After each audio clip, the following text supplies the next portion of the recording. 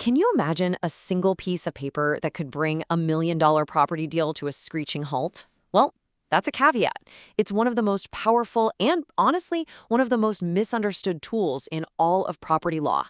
And today, we're going to break down exactly how it works. So, to really get a feel for this, let's just drop you right into the middle of a classic property nightmare. You think you're on the verge of closing the deal of a lifetime, but there's a huge problem brewing just under the surface. Okay, picture this. You've done everything by the book. You have a signed contract to buy your dream property. You've even put down a hefty deposit, but your name isn't officially on the title just yet. Then you get a tip-off. The owner is about to sell it out from under you to someone else who offered more money. What do? How do you legally slam the brakes on that backroom deal? Well, the answer is something called a caveat. And probably the simplest way to think about it, it's like hitting a giant legal pause button on that property. What it is really is a formal legal notice that you lodge with the land registry. It's your way of shouting, "Hey world, stop everything. I have a claim on this property that isn't on the official title yet." And once that caveat is lodged, boom, no one can register a sale, a new mortgage, or pretty much anything else until your claim is sorted out. And that's the key here. It is a public warning. This isn't some quiet little note between you and the owner. It goes on the official record. Anyone who does a title search on that property, another buyer, a bank, anyone, will see your claim loud and clear. So what does this legal pause button actually do? Well, a caveat really has three distinct and very powerful functions.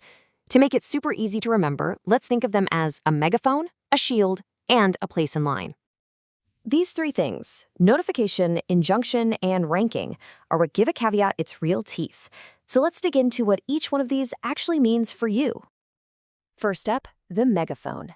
A caveat basically shouts your claim from the rooftops.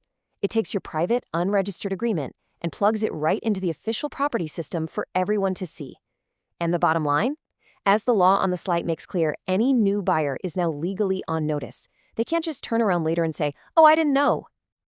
Second, we have the shield. This is that freeze we were talking about. The fancy legal term for it is a statutory injunction, but all that really means is it legally blocks the property owner from making any sneaky moves. They can't sell to someone else, they can't take out another mortgage, everything just stops. It preserves the situation exactly as it is, buying you that crucial time you need.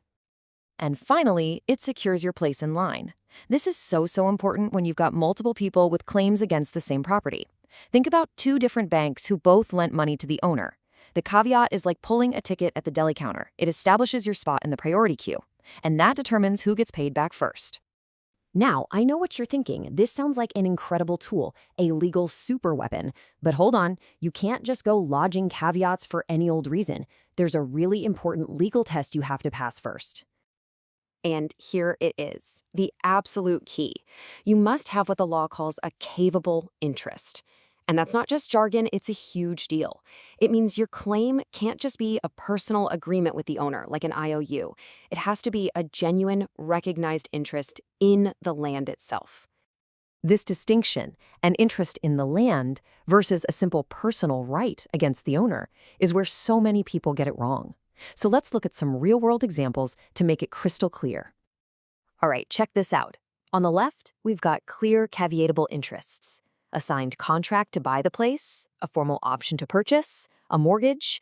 These things give you a direct stake in the property. Now look at the right. A simple loan of money to the owner, a casual promise that they'll sell it to you someday. These are agreements with the person, not the property. And that means, sorry, no caveat for you. Okay, remember that place in line function we just talked about? This is where it gets really dramatic. When you have multiple people with valid interests, how do we decide who wins? Well, it all comes down to a race, a flat-out sprint to the land registry. And listen up, because this is probably one of the most important rules to remember. Under our modern system, it does not matter who signed their contract first. It doesn't matter whose deal is older. What matters is who got their caveat lodged and on the books first. It's that simple. First to lodge is first in line. This timeline just makes it perfectly clear. Let's walk through it. In January, lender A gets their mortgage. 2 months later, in March, lender B gets a mortgage on the very same property. So you'd think lender A is safe, right? They were first. But nope. Watch what happens. In April, Lender B hustles down to the registry and lodges their caveat. Lender A kind of drags their feet and doesn't get around to it until May. So who wins? Lender B. They won the race to the registry, and that's what gives them priority. And this right here really drives home the urgency. The law is, well, kind of brutal on this point. Even if Lender B knew all about Lender A's earlier mortgage, it doesn't matter. Knowing about someone else's unprotected claim is not considered fraud. The only thing that truly protects you is getting your own caveat lodged. The lesson could not be simpler. If you have a valid interest, do not wait. Protect it. So, we've seen how incredibly powerful a caveat is. But we have to end with its most important limitation. And the best way to remember this is simple. A caveat is a shield, not a sword. So here's exactly what that means.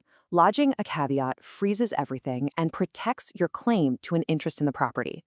But, and this is a huge but, it does absolutely nothing to prove that your underlying claim is actually legally valid.